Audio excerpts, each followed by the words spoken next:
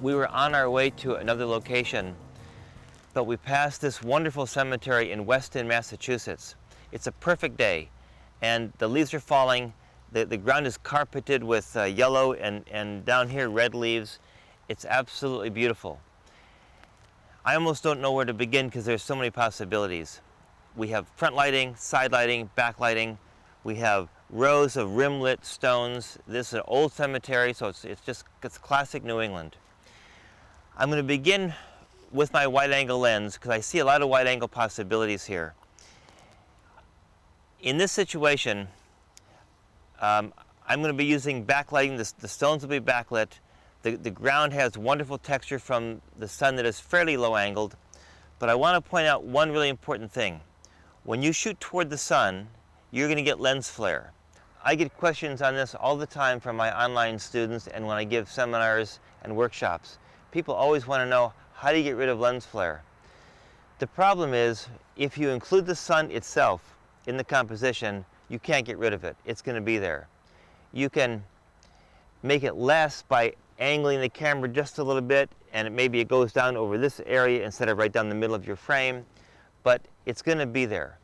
But what I've got right now is I'm shooting toward the sun, but the sun itself is not included. So I suspect that there's going to be flare, especially because my lens is wide and the sunlight is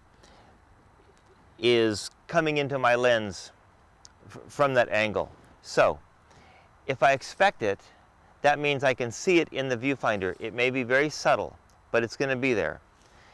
The way that you can get rid of it is by taking your hand and just shielding the lens from the sun.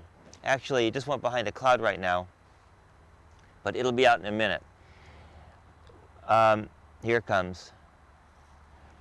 As long as that sun is hitting the front glass of the lens, there's going to be flare somewhere in there. So when I get down here to compose this picture, in the lower left part of my composition, I can see it's a little bit of green. So I'm going to take my hand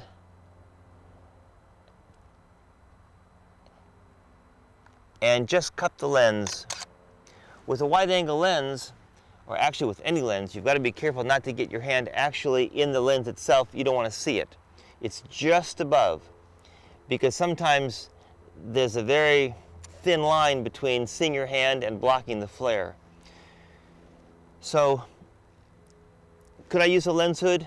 Yes, I could, but especially with wide-angle lenses, I don't believe that the lens hood is going to do as tight a protection of that lens as my hand can do. My hand can get right along the edge of where I see it and where I don't see it, whereas the lens hood gives you a little bit of breathing room. Well, in that breathing room, you can get some flare. So let me change position here and do another shot. This is a nice backlit shot where I'm using this headstone as a dominant element. This is what I call the classic landscape technique. Wide-angle lens.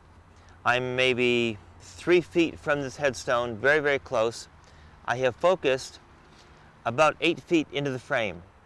That assures me of maximum depth of field if I use my smallest lens aperture, which I am. My ISO is 200. I could use 100, but it gives me a little extra speed for the 200.